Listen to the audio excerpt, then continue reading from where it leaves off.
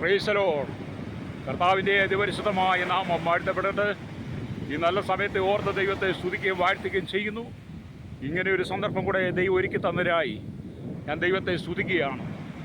Hallelujah. ജീവിതത്തിൽ തളർന്നും ഭാരപ്പെട്ടും മനം കലങ്ങി സങ്കടത്തിലും നിരാശയിലും ദുഃഖത്തിലൂടെ കടന്നു പോകുന്ന ദൈവ പ്രിയപ്പെട്ടവർക്ക് ഇന്ന് പകൽ ഈ ദൈവവചനം ആശ്വാസകരമായി മാറട്ടെ എന്ന് ഞാൻ ആഗ്രഹിക്കുക. നമ്മൾ സങ്കീർത്തന പുസ്തകം 1-ാം അധ്യായം അതിൻ്റെ 3-ാം വാക്യം വായിക്കുമ്പോൾ ആറ്റിരിക്കത്ത് നട്ടിരിക്കുന്നതും തക്കകാലത്ത് ഫലം കായ്ക്കുന്നതും ഇലവാടാത്തതുമായ വൃക്ഷം പോലെ ഇരിക്കുമെന്ന് തിരുവെഴുത്തിൽ നമ്മൾ കാണുന്നുണ്ട്. നിങ്ങളെന്നെ ശ്രദ്ധിച്ചാൽ നിങ്ങൾക്ക് മനസ്സിലാക്കാൻ കഴിയും. ഞാൻ ഈ കടൽപ്പുറത്ത് നടക്കുമ്പോൾ അനേക വൃക്ഷലതാദികൾ ഇവിടെ നിൽക്കുന്നതായിട്ട് കാണാൻ കഴിയും. പക്ഷേ ഈ വൃക്ഷങ്ങളെല്ലാം പലതും ഉണങ്ങിയും ഇല കരിഞ്ഞും ഇല വാടിയും ആമയും കരിഞ്ഞും പലതിൻ്റെയും ആയുസ് വരെ കഴിഞ്ഞിരിക്കുന്ന വിധത്തിലാണ് ഈ മരങ്ങളൊക്കെ നിൽക്കുന്നത്. ഇതൊന്നും തക്ക സമയത്ത് ഫലം കായ്ക്കുന്നതും ഇലവാടാത്തതുമായ വൃക്ഷം പോലെ ഇരിക്കുന്ന ഒന്നല്ല. ഇതിനൊക്കെ ഏത് സമയത്തും പരാജയങ്ങൾ കടന്നു വരാം. നാം ജീവിതത്തിൽ ചിന്തിക്കേണ്ട കാര്യങ്ങൾ നാം ഇതുപോലെ തന്നെ വാടിക്കരിഞ്ഞ് ഉണങ്ങിയ വരണ്ടുപോയ ഇലവൊഴിഞ്ഞ ഒരനുഭവത്തിലൂടെ നാമും കടന്നു പോകും. അങ്ങനെയുള്ള സമയങ്ങളിൽ ആറ്റിരിക്കത്ത് നട്ടിരിക്കുന്നതും തക്ക കാലത്ത് ഫലം കായ്ക്കുന്നു ഇലവാടാത്തതുമായ വൃക്ഷമെന്ന് പറഞ്ഞതുപോലെ നാം കർത്താവായ യേശു ക്രിസ്തുവിൻ്റെ വചനത്തിൽ വേരൂന്നി അടിസ്ഥാനപ്പെട്ടവരായി കർത്താവിൽ ആശ്രയിച്ച് ജീവിക്കുന്നെങ്കിൽ നമ്മുടെ തളർച്ചകളെ തകർച്ചകളെ മാറ്റി നമ്മളെ പുതിയതായിട്ട് പണിതെടുക്കുവാൻ കർത്താവിന് കഴിയും. തക്കകാലത്ത് ഫലം കായ്ക്കുന്നതും ഇലവാടാത്തതുമായ വൃക്ഷം പോലെ ഇരിക്കുമെന്ന് പറയുമ്പോൾ ഞാൻ നിങ്ങളെ ഒരു വൃക്ഷത്തെ നിങ്ങളുടെ ശ്രദ്ധയിലേക്ക് കൊണ്ടുവരുവാൻ ആഗ്രഹിക്കുകയാണ്. അനവധി വൃക്ഷങ്ങളെ നമ്മൾ കാണാറുണ്ട്. അതിൽ പ്രധാനമായ ഒരു വൃക്ഷമാണ് പ്ലാവ് എന്ന് പറയുന്നത്. പ്ലാവ് എല്ലാവർക്കും അറിയാം. നമുക്ക് ചക്ക ഇഷ്ടം പോലെ തരുന്ന ഇതാണ് പ്ലാവ് എന്ന് പറയുന്നത്. ഈ പ്ലാവിനെ നിങ്ങൾ നോക്കിയാൽ ഈ പ്ലാവ് ഏത് സമയത്തും തഴച്ച് വളർന്ന് നിൽക്കുന്ന ഒരു സാഹചര്യം കാണാൻ കഴിയും. ആ പ്ലാവിൽ അനേക കൊമ്പുകളുണ്ട്, അതിലനേക ഇലകളുണ്ട്. പക്ഷേ അതിൽ പഴുക്കുന്ന പ്ലാവിലകൾ മുകളിലുള്ള പച്ച പ്ലാവിലെ അറിയാതെ, ആ തടി പോലും അറിയാതെ ആ പഴുത്ത പ്ലാവിലകളെല്ലാം പൊഴിഞ്ഞു പോകുന്നത് നമുക്ക് കാണാൻ കഴിയും.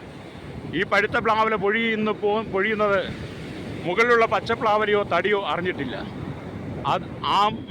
പഴുത്ത പ്ലാവില പൊഴിഞ്ഞു പോവുകയാണ് ചെയ്തത്. അതുപോലെ ആയിരിക്കണം മനുഷ്യൻ്റെ ജീവിതം. പ്രശ്നങ്ങളുടെ നടുവിൽ, പ്രതിസന്ധികളുടെ നടുവിൽ നിങ്ങൾ തകർന്നു പോകാതെ നമ്മുടെ ജീവിതത്തിലെ ചെറിയ ചെറിയ പ്രശ്നങ്ങളെ ഈ പഴുത്ത പ്ലാവില പൊഴിഞ്ഞു പോയതുപോലെ അത് നമ്മളിൽ നിന്ന് നീക്കിക്കളയുവാൻ ഞാനും നിങ്ങളും തയ്യാറാകുന്നെങ്കിൽ ഈ പ്ലാവ് തഴച്ച് വളർന്ന് ഏത് കൊടിയ വേനലിലും അത് നല്ല ആമി തഴച്ചു നിൽക്കുന്നത് പോലെ നമുക്ക് നമ്മുടെ ജീവിതത്തെയും പണിതെടുക്കാൻ കഴിയും. അതുകൊണ്ട് അകലെയായി എന്നെ ശ്രമിക്കുന്ന പ്രിയ ശ്രോതാവേ, ഈ വചനം നിൻ്റെ ജീവിതത്തിൽ ഒരു അനുഗ്രഹമായി മാറട്ടെ. നിങ്ങൾ ഒരുപാട് മനസ്സ് തകർന്നവരാണ്, സങ്കടപ്പെടുന്നവരാണ്, ദുഃഖിതരാണ്, കണ്ണുനീരിൻ്റെ നടുവിലാണ്. എൻ്റെ വിഷയങ്ങൾ ആരോട് പറയും? എനിക്കൊരു ആശ്വാസം എവിടെ നിന്ന് കിട്ടും? ഒരു ഉയർച്ച എവിടെ നിന്ന് കിട്ടുമെന്നൊക്കെ നിങ്ങൾ ഭാരപ്പെടുന്ന വ്യക്തിയാണ്. നിങ്ങളുടെ മുഖത്ത് നോക്കിയാൽ അതെനിക്ക് കാണുവാൻ കഴിയും.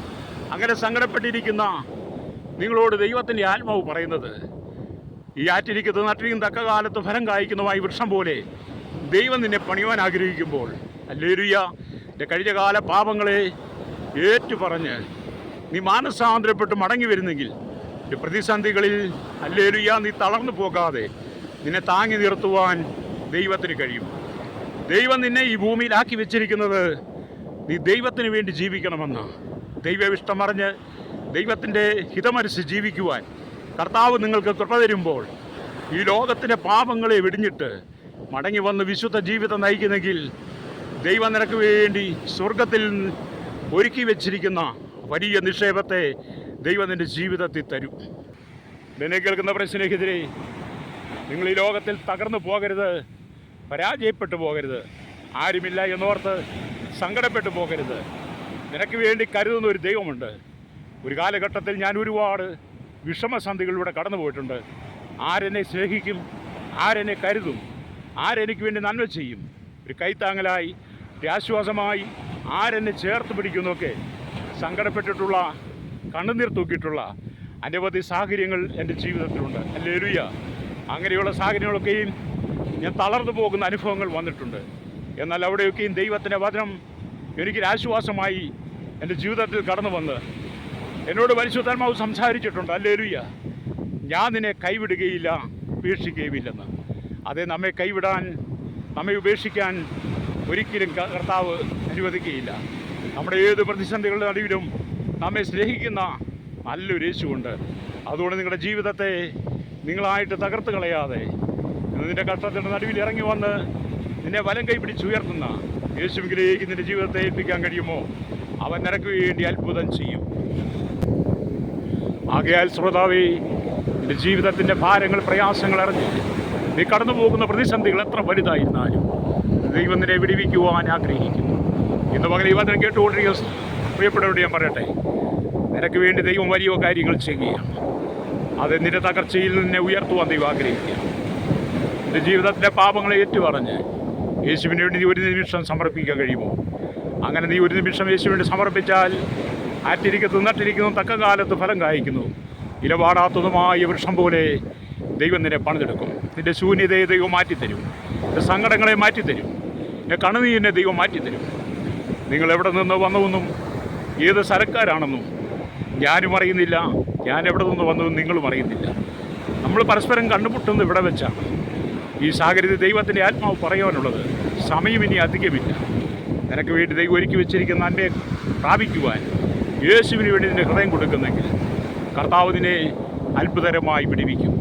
ഈ വചനം നിങ്ങൾ ഏറ്റെടുത്തുകൊണ്ട് ഒരു നിമിഷം യേശുവേ അങ്ങൻ്റെ ഹൃദയത്തിലേക്ക് വന്ന് അങ്ങൻ്റെ പിതാവായി എൻ്റെ പാപത്തിൻ്റെ ശുദ്ധീകരണം നൽകി, എൻ്റെ പാപത്തിൻ്റെ കറകളെ കഴുകി, അവിടുത്തെ രക്തത്താൽ എന്നെ ശുദ്ധീകരിച്ച് അവിടുത്തെ മകനായി എന്നെ തീർക്കണമേ, മകളായി തീർക്കണമേ, അങ്ങൻ്റെ പിതാവായി തീരണം. ഞാൻ അങ്ങേ എൻ്റെ സ്വന്തം രക്ഷിതാവും പിതാവായി സ്വീകരിക്കുന്നു എന്ന് പറഞ്ഞ് യേശുവിന് വേണ്ടി നിങ്ങൾ ഹൃദയം കൊടുക്കുന്നെങ്കിൽ ഞാൻ നിങ്ങൾക്ക് വേണ്ടി പ്രാർത്ഥിക്കാം. പരിശുദ്ധ ഞങ്ങളുടെ നല്ല ദൈവമേ, സ്വർഗ്ഗ പിതാവേ, അനുഗ്രഹിക്കപ്പെട്ട നല്ല സമയത്താണ് അവിടെ ഇവിടെയൊക്കെയായി നിന്ന് വചനം കേൾക്കുന്ന എല്ലാ പ്രിയപ്പെട്ടവരെയും കർത്താവേ അവിടുത്തെ കരങ്ങളിൽ ഏൽപ്പിക്കുന്നു. പലവിധമായ ഭാരങ്ങളും പ്രയാസങ്ങളും ഉറപ്പുണ്ട്, നിരാശകളുണ്ട്, സാമ്പത്തികമായ ഞെരുക്കത്തിലൂടെ കടന്നു പോകുന്നവരുണ്ട്, രോഗികളായിരിക്കുന്നവരുണ്ട്, വിവിധ ബന്ധങ്ങളിൽ സമാധാനമില്ലാതെ മരണം മാത്രം മതി എന്ന് പറഞ്ഞു നിൽക്കുന്നവരുണ്ട്. അങ്ങനെയുള്ളവരെ ദൈവകരങ്ങളിൽ ഏൽപ്പിക്കുന്നു. ഒരാശ്വാസവും സമാധാനവും കർത്താവേ ജനത്തിൽ കൊടുക്കണമേ. പ്രതിസന്ധികൾ ഒരു ആശ്വാസമായി, അവിടുന്ന് ഒരു കരുതലായി ഈ ജനത്തെ അനുഗ്രഹിക്കണമേ. സകല മഹത്വം എടുക്കണം യേശുവിൻ്റെ നാമത്തിൽ തന്നെ. ആമേൻ.